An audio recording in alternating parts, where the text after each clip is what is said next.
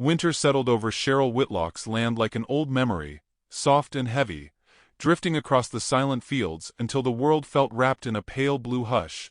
The ranch stood wide against the horizon, tall windows reflecting the muted sky, chimneys releasing long breaths of smoke that rose and vanished like unspoken thoughts. Inside those walls lived a woman who carried her life with poise, though its weight often pressed against her ribs. She moved through her halls with a quiet grace, her steps echoing through rooms too large for a single lingering heartbeat. Cheryl had been alone for years, long enough that loneliness no longer startled her. It lived alongside her like a familiar shadow, following her across polished floors and up the staircase, sitting opposite her at the dining table, where she never laid out more than one place. Her beauty, once praised in town, had softened into something calm and dignified, like a portrait kept in gentle lamplight. Yet beneath that calm lived a woman who had learned too early that affection could be offered like a promise, and taken back like a debt. The first man who claimed her heart left it colder than any winter wind. And in the years since, she mastered the art of being seen without being touched. Outside, snow drifted in slow spirals, brushing against the windows like fingertips searching for warmth. Cheryl often paused while tending the fire, letting the glow wash over her face, letting its crackling song remind her that some things could still burn gently. She wished her home felt less like a museum of old choices, and more like the place her mother once described, where laughter clung to the beams and footsteps carried warmth instead of silence. Yet silence was all she had, and she shaped her days around it, feeding her horses at dawn, mending fences alone, reading in the evenings until the words blurred into quiet. Sometimes, when dusk settled, she lit a single candle in the front window. Her mother had taught her the tradition. A candle meant hope, a light for any wandering soul. Cheryl kept lighting it even though she expected no one. It was a small rebellion against emptiness, a whisper against the dark. Still, each time she placed the candle in the window, a flicker of longing stirred in her chest before retreating into the familiar cold. Christmas approached, though the season felt more like a memory than an event. The townsfolk decorated their porches, gossip drifted through the saloon, laughter warmed the streets. Her neighbor Judith Thorne occasionally visited, bringing stories of who had married, who had quarreled, who had prospered. Judith often reminded Cheryl, intentionally or not, that people were watching her life with the distant curiosity reserved for someone too wealthy and too alone. Cheryl responded with polite smiles, her words measured, her heart tucked safely away. That morning began like any other, pale light stretching across her land as she pulled on her coat and stepped outside. The air shimmered with cold, the kind that stung the lungs and sharpened the senses. She walked toward the barn, boots sinking into snow that sparkled like crushed glass. The quiet was complete, broken only by the soft rhythm of her breath. But as she neared the barn, she stopped. Her eyes narrowed, breath-catching. There in the snow lay a trail of footprints, large ones, far larger than any she had seen before. The impressions were deep, steady, confident, stretching from the tree line directly to her barn doors. A tremor ran through her, not fear exactly, but a tightening of the world around her, as though the air had shifted its shape. She moved slowly, studying the prints. The stride was long, the weight behind it considerable. Whoever had made them walked like a man accustomed to carrying burdens without complaint. Cheryl felt her pulse quicken, unfamiliar heat rising beneath her calm expression. Her hands curled inside her gloves as she approached the barn, pushing open the frost-covered door with careful strength. The scent of hay and winter air greeted her. The lantern she had left hung unlit, the stalls stood quiet. Yet something in the space felt altered, as though a breath had passed through it that did not belong to her horses or the chill. She stepped forward, the wooden floor creaking beneath her feet. For a moment she believed she saw movement in the far stall, just a shift of shadow, subtle but unmistakable. Her heart thundered. She reached instinctively for the small iron hook she kept near the doorway, fingers trembling despite her steady posture. The barn held an unfamiliar stillness, a boundary between what her life had been and what it might now become. Then, faintly, she heard it. Soft breathing, not animal, not child, but deep and slow and undeniably human. The hairs along her arms lifted. Her mind raced through possibilities, each one unsettling. A stranger seeking shelter. A wanderer. A danger she had never invited. Yet instead of retreating, Cheryl drew a slow breath and stepped farther inside, lantern in one hand, iron hook in the other. She could not explain the force that pulled her forward, except to say she had grown tired of being afraid of the unknown. Perhaps loneliness had taught her that fear and longing sometimes shared the same doorway. She stopped at the edge of the stall, the world narrowing to the sound of her heartbeat and the cold breath of winter creeping through the cracks. With a steadying inhale, she raised the lantern, letting its small flame spill light into the darkness. And there, just beyond the reach of its glow, she saw a silhouette, a tall figure crouched beside something smaller, the outline massive and unmoving, like a storm waiting to be named. Cheryl's pulse throbbed in her ears as the truth pressed against her ribs. She was not alone in her barn. And whoever had come seeking shelter was not alone either tonight now here. The lantern's glow wavered in Cheryl's trembling hand as she stared into the stall, her breath pooling in pale clouds before fading into the cold. The figure inside did not move at first, only shifted enough for her to sense a presence both weary and watchful. Then the lanternlight brushed over a broad shoulder, a powerful arm, and the slow rise and fall of someone breathing deeply, like a man conserving strength.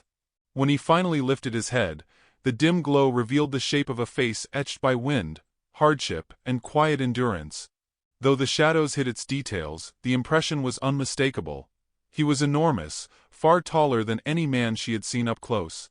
But what startled her more was the soft whimper that followed. Not his. A child's. Her hand tightened around the iron hook until the cold metal bit into her skin. She raised the lantern higher, its light trembling as though uncertain of its courage. Two small forms huddled close beside the man. Children, boys no older than 11 or 9, their bodies wrapped in thin blankets that clung to them like defeated wings. Their cheeks were wind-burned, their eyes wide and alert, yet not fearful. What she saw in those eyes was exhaustion, and something more fragile, a hope that had not yet learned to give up.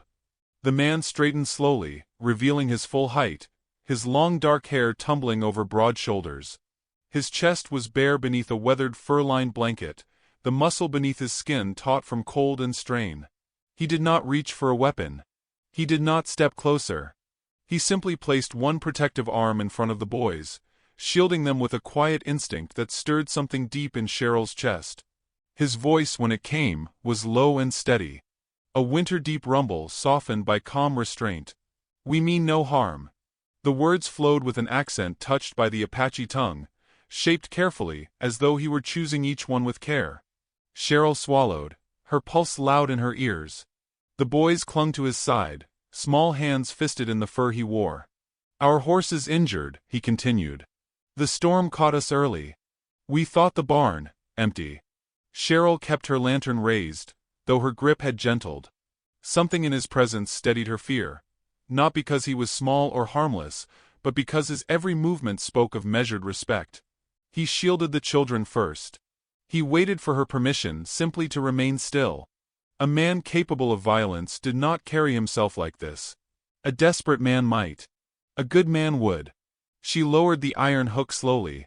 The boys' shoulders loosened, their tight breaths easing as though they had been holding them for days. "You shouldn't be out in this cold," she whispered, more to the children than to him. Her voice trembled despite her effort to appear composed. "The storm's getting worse." The elder boy met her gaze with striking composure.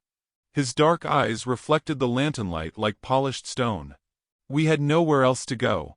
The younger one shivered uncontrollably, teeth chattering as he pressed closer to the man's side. Cheryl's heart clenched, memories tugging like old threads. Days when she herself had stood small and cold, waiting for someone to notice her trembling hands. The man stepped slightly into the lantern's glow, revealing more of his face.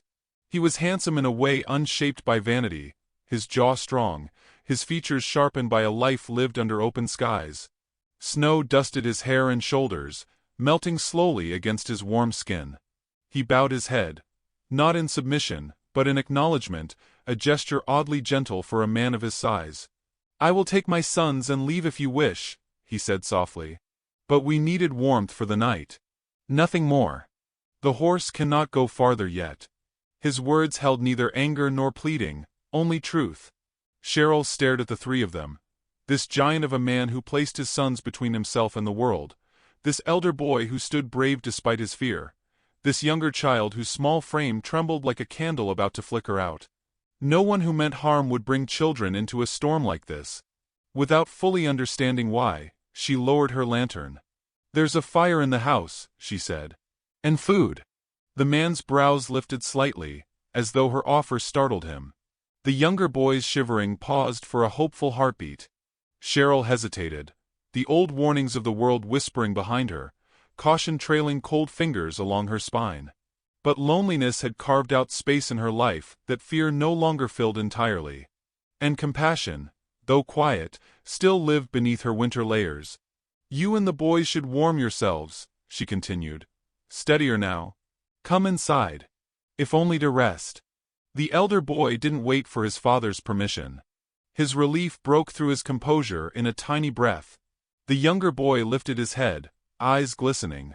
The man himself did not move at first, his gaze searching Cheryl's face as though trying to understand the shape of her kindness. "Are you sure?" he asked quietly. She nodded once, firm despite the tremor in her chest. He gathered the boys, placing one large hand on each of their backs. As they stepped into the snow, Cheryl noticed his height more clearly. He seemed carved from the earth itself, a figure built by storms. Yet the way he guided his sons, steady and gentle, softened the outline of his imposing frame. They followed her to the porch, footsteps crunching through the snow, the cold evening pressing close around them. When she opened the door, warmth spilled out, carrying the scent of wood smoke and pine. The boys entered timidly, gazing around the grand but silent home with wide eyes. The younger one reached out as though tempted to touch the banister, then pulled his hand back politely. Cheryl removed her gloves, trying not to appear uncertain. She guided the boys near the hearth where flames danced in bright orange curls. They knelt gratefully, stretching their hands toward the heat. Their father remained near the doorway at first, as though unwilling to bring more of his presence inside than necessary. "You can sit," she murmured. He hesitated, then stepped forward, the fire casting a warm glow across the scars and strength of his frame. He stood like a man still ready to leave at the slightest sign he should. "What's your name?" Cheryl asked softly. "Talon Nantan," he replied.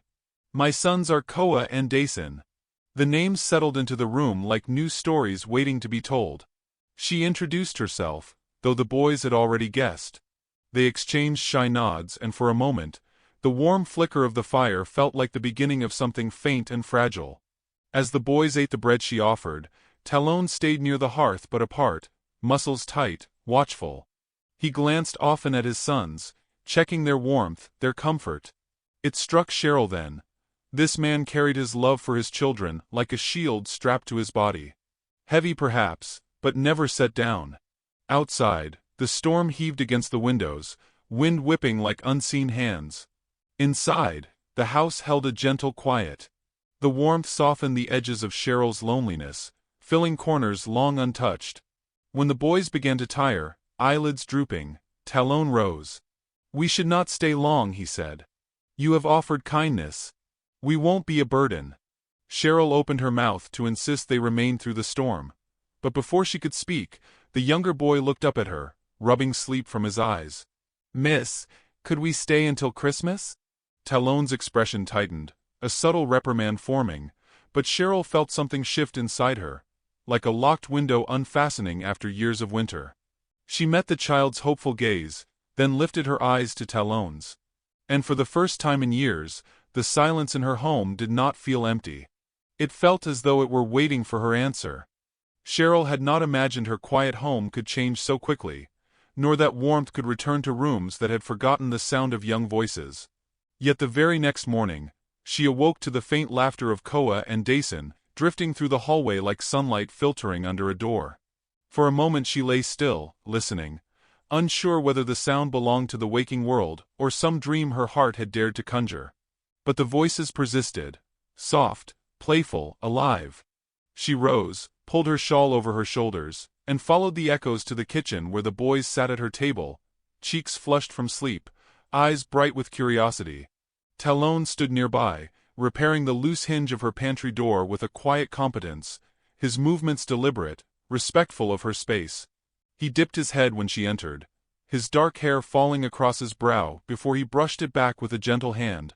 He looked different in morning light, still imposing, still carved from strength, but softened by the presence of his sons and the warmer air of her home. "I hope they did not wake you," he murmured. She offered a small smile. "No. It's nice." Nice was too small a word, but she had grown out of practice naming her own feelings. She brewed coffee and warmed fresh bread, the scent filling the kitchen with a comfort she had not realized she missed. The boys thanked her politely, though their hunger showed in the eagerness of each bite. As they ate, she learned small things about them: Koa's steady patience, Dason's bright grin, their shared fascination with the snow-covered world outside. When Talon finally joined them at the table, he did not reach for food until the boys were done. The simple gesture struck her in a quiet, tender place. He carried fatherhood like a vow he honored without complaint. Throughout the day, Cheryl found her routines shifting to make space for the three unexpected guests. Talon offered to chop wood, to mend railings, to help with whatever task she would allow. She accepted only a few, uncertain how to balance gratitude with pride. Yet each time she stepped outside, she glimpsed him working with a calm strength that steadied the restless winds of her thoughts. Later that afternoon, while the boys played near the hearth, she found Talon brushing down her horses, his large hands moving with surprising gentleness. He looked up when she entered the barn, the fading glow of winter sun casting warm gold across his shoulders. "Your animals were restless," he explained. "The storm unsettled them. This helps." She nodded, leaning against the doorway, watching the way his presence calmed even the most skittish mare. Something in her softened, though she tried not to show it. She had not invited intimacy into her life in many years, yet the barn felt full of something unspoken, an ease, a shared stillness, a wordless understanding that frightened and soothed her in equal measure. Later, as night wrapped itself around the ranch, she found Talon sitting by the fire while the boys slept nearby, their small forms curled beneath blankets. He stared into the flames, as though the past lived in each flicker. Cheryl sat opposite him, the dance of orange light bridging the quiet between them. They did not speak at first. The silence was different from the one that usually haunted her home. This one felt alive, waiting, breathing. At last Talon exhaled, the sound low and rough. "2 winters ago," he said, "my wife fell ill. It was fast. Too fast for any healer. Since then, I have tried to keep my boys moving. To keep grief from settling in their bones." His voice carried no anger, only memory, raw, honest, surrendered. Cheryl felt her breath still, as though the room leaned closer to hear him. She asked softly, "Did you travel far?" "Far enough," he answered. "Farther than they should have. But I did not know how to stay in a place that reminded them of her. And I did not know how to leave without losing more." Cheryl lowered her gaze. Loss was not foreign to her. Different in shape, but similar in the way it hollowed the heart. She clasped her hands in her lap, fingers trembling slightly. "I understand," she whispered. He looked at her then, truly looked, and she felt the weight of his quiet attention settle around her like a cloak. "You have known sorrow too," he said. Not as a question, but as a truth he recognized without needing explanation. She swallowed, throat thickening. When she finally spoke, her voice came in slow, fragile waves. "My marriage was not unkind," she began. "Just empty." He wanted wealth, status, a name polished like a mirror. "I learned to live without expecting warmth." And when he left, the silence he left behind felt almost familiar. She tried to smile, but it wavered. Talon did not offer pity. His gaze held only understanding, the kind that rose from shared scars rather than simple sympathy. Silence settled again, but now it felt like a bridge rather than a distance. The fire popped softly, scattering sparks that faded before reaching the air. Talon leaned back, his voice a low murmur. "Your home is peaceful. My sons feel safe here." The words slipped under her ribs like something she had long needed to hear. Safety. Her home had not felt like that to her in years. "I'm glad," she answered quietly. The evening deepened, and the boys stirred in their sleep. Talon draped an extra blanket over them, his hands careful not to wake them. Watching him, Cheryl felt a tenderness rise within her. Unexpected, uninvited, uncontained. When she finally stood to return to her room, Talon rose as well, a gesture of respect that warmed her cheeks. "Good night," he said gently. "Good night." But as she turned, she noticed something flickering beyond the window. The faint glow of lanterns bobbing in the distance, moving toward her home with deliberate steps. Her breath caught as she recognized the shapes. Townsfolk, drawn by gossip or concern or something less kind. Their approach cut through the peaceful night like a blade. Cheryl stood frozen, the warmth of the fire fading from her skin as the lights grew brighter, closer, unignorable. Behind her, Talon saw her stillness and stepped near, his presence steady, questioning. "What is it?" She didn't answer. She couldn't. For in that moment, as the lanterns neared her porch, she realized the truth with a sharp and trembling certainty. The world outside was coming for the quiet she had found. And she did not yet know whether she was ready to defend the people who had brought it back to life. The lanterns outside multiplied, flickering like restless stars across the snow.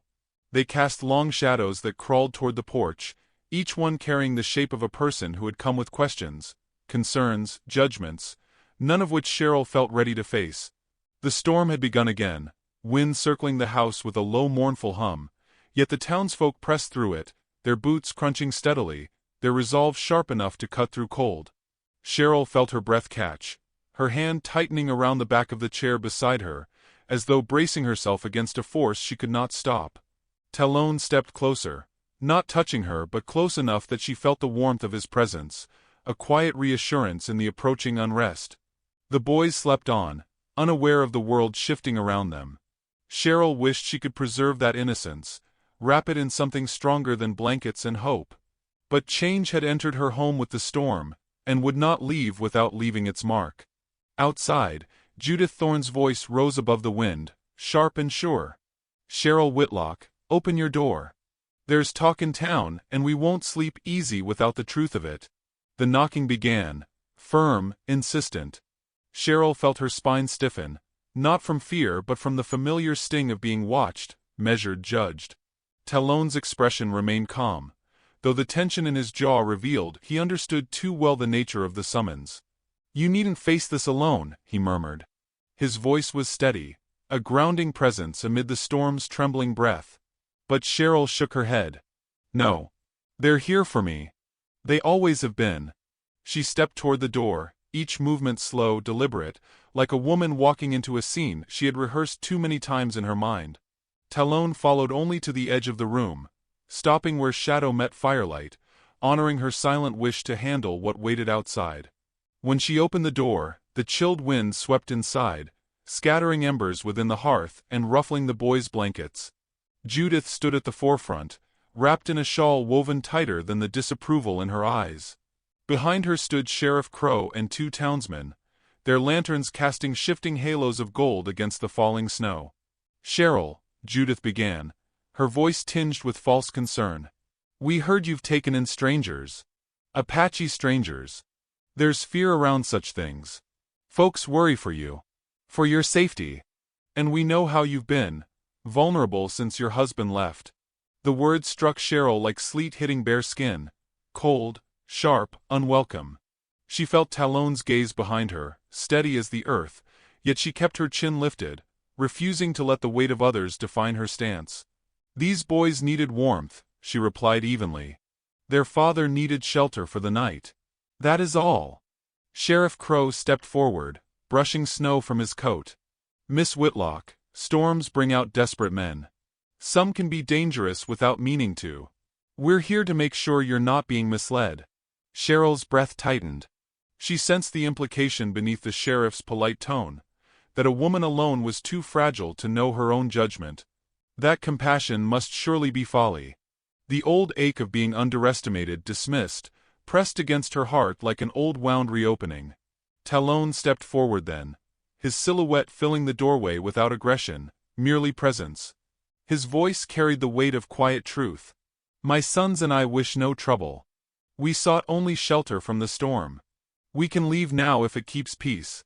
Judith flinched slightly at his height, though he had not moved with anything resembling threat. The boys stirred in their sleep behind him, adding a fragile softness to the scene that even the storm could not erase. Sheriff Crow cleared his throat. The storm's worsening. If you intend to leave, you should do it now. Cheryl felt something inside her twist, sharp, panicked, unsteady. The thought of Talon and the boys walking alone into the roaring night struck her with a fear she hadn't expected. But she couldn't say it, not with the town staring at her like a woman who didn't know her own boundaries. If they leave, she said carefully, it must be their choice, not yours. Judith's gaze softened for a moment, a fleeting glimpse of pity or understanding, but then hardened again. Cheryl, people talk. They always have. And now they talk louder. A flush rose to Cheryl's cheeks, though whether from anger or shame she could not tell. Talon watched her with an expression she could not decipher. Concern, respect, perhaps too many things she wasn't ready to unravel. We're finished here, the sheriff said quietly. But remember, Miss Whitlock, storms hide dangers deeper than snow. We'll check again come morning.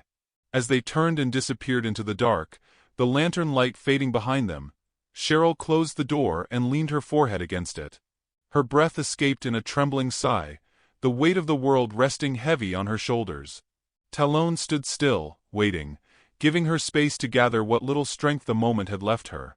I'm sorry, she whispered. They shouldn't have come here like that. You do not owe apologies for other people's fears, Talon replied. His voice was steady, yet there was something guarded beneath it, a dimming of hope she could feel even from across the room. She turned, meeting his gaze, seeing the unspoken decision forming behind his eyes. He was preparing to leave. To take his sons and go, because her world had made him feel unwelcome. Because he would rather face a storm than risk bringing further trouble into her life. Don't, she said, the word trembling out before she could shape it. But he only shook his head. You sheltered us longer than most would. You offered warmth when you owed us nothing. I cannot repay that by letting harm come to you. Cheryl swallowed hard.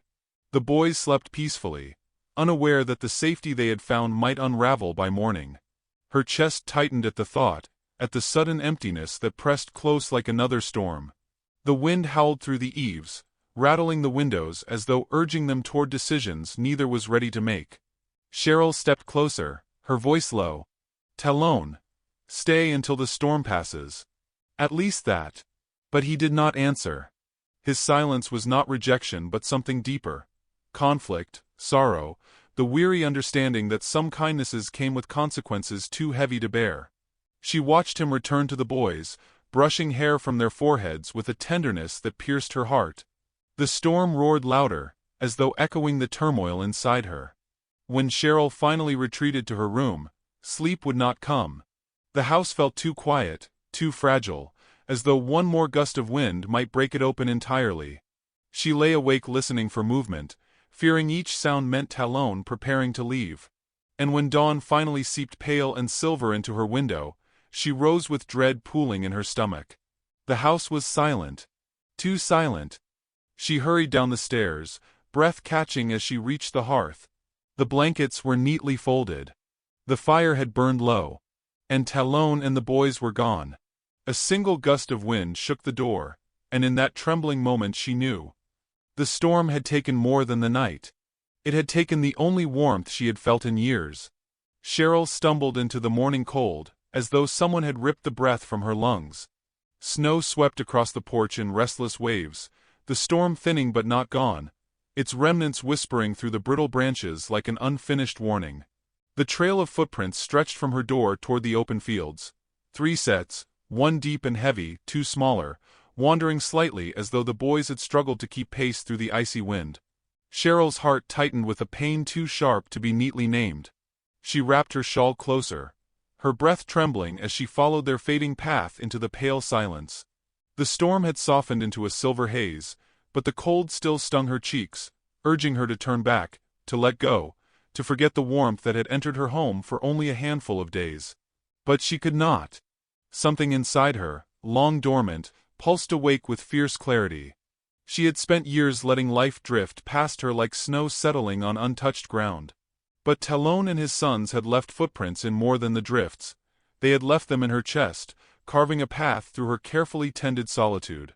She moved quickly, each step sinking into the soft powder, her breath sharp and uneven. The wind lifted her hair, swirling it around her face, as though the storm itself reached out to hold her back. She ignored it, clinging instead to the faint impressions leading her toward the tree line. As she approached the grove, she heard something. Faint voices, soft murmurs carried on the cold. She hurried forward, rounding the snow-laden pines until she saw them. Talon kneeling beside their horse, tightening the rope that held a makeshift splint. The animal snorted weakly, its sides trembling. Koa and Dason stood close under their father's arms, wrapped in blankets that did little against the cutting wind.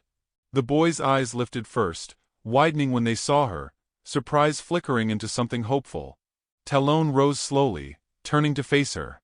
Snow clung to his hair and shoulders, melting along his collarbone where his warmth broke through the cold. His expression was unreadable, part regret, part relief, wholly burdened by the decision he had made. Cheryl steadied her breath. "You should have woken me." His jaw tightened. "I didn't want to bring you trouble. Your town made that clear." The words struck her like hail. She felt her chest constrict, not from his tone but from the assumption beneath it, that her kindness had limits, that she would trade the warm glow of their presence for the approval of people who never truly saw her. "Talon," she whispered, stepping closer. "The storm is still raging. You can't take the boys out in this." His gaze softened for a moment, drifting to his sons before returning to her with quiet resolve. "I have taken them through worse. They are strong.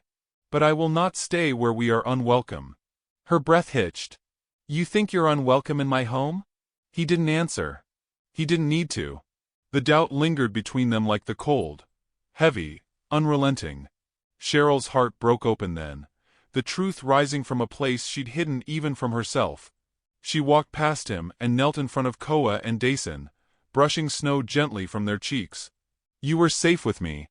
You are safe with me. That hasn't changed." The younger boy swallowed hard. "We didn't want to go. But Papa said."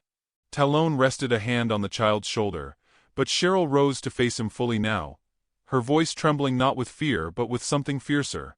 Something claimed. "I don't care what Judith thinks. I don't care what the sheriff thinks. These people," she gestured toward the distant town, "they were never the ones who lived in my empty halls. They don't get to decide who belongs under my roof." The wind quieted, just slightly as though listening. Talon looked away, his breath catching. "You deserve peace, Cheryl. Not trouble. Not the weight of outsiders at your door." She stepped closer, closing the distance until their breath mingled in the cold air. "Trouble isn't what came to my door. You did. You and your boys. And Talon, you brought life back into a house that had forgotten how to feel warm." His eyes flickered with something unguarded, something longing, something afraid. Cheryl's voice softened. "Do you think I lit that candle every night for no reason? I've been waiting, for something, for someone, I didn't know what. But when you came into my barn, I stopped feeling alone." He stared at her, the storm reflected in his dark eyes, breaking apart as though her words created cracks in the armor he'd worn since grief claimed him. Cheryl lowered her voice, each word trembling like a confession carved from frost. "Talon, don't leave. Not because of them. Because I want you here." The boys watched with wide eyes, their breath held in the quiet hope only children could carry. Talon's shoulders rose with a deep inhale, his restraint fighting against something larger, deeper. Finally he spoke, his voice low and rough. "I tried to keep distance. I tried not to see you the way I do. But each day in your home, the quiet softened. The grief eased. And I began to fear staying more than leaving." She stared at him, tears burning warm against the cold. "Why fear staying?" "Because," he whispered, stepping closer, "staying means wanting something I never thought I could have again. And wanting you, your kindness, your strength, the way you look at my sons like they're worth the world. It terrifies me more than any winter storm." Her breath trembled. "Talon." He lowered his forehead to hers, his voice barely a breath. "I am falling for you, Cheryl Whitlock. And I don't know how to walk away from that." The confession cracked open something inside her. Something aching, something yearning, something long denied. She placed a hand on his cheek, her thumb brushing away melting snow. "You don't have to walk away." For the first time, he closed his eyes as though the weight he carried finally loosened. Behind them the clouds thinned, revealing the first glimpse of night sky, a deep indigo canvas scattered with new stars, their light falling gentle and bright over the snowy field. Cheryl turned to the boys, holding out her hands with a tender certainty that surprised her. "Come home with me." Koa took her hand first. Dason followed. Talon looked at her, at the boys, at the path back to the ranch glowing faintly beneath the fading storm. Slowly, as if surrendering to something long overdue, he nodded. Together they walked back under the falling stars, their footsteps merging into one trail leading toward warmth and possibility. And as they neared the porch, Cheryl knew. Her house would never be silent again.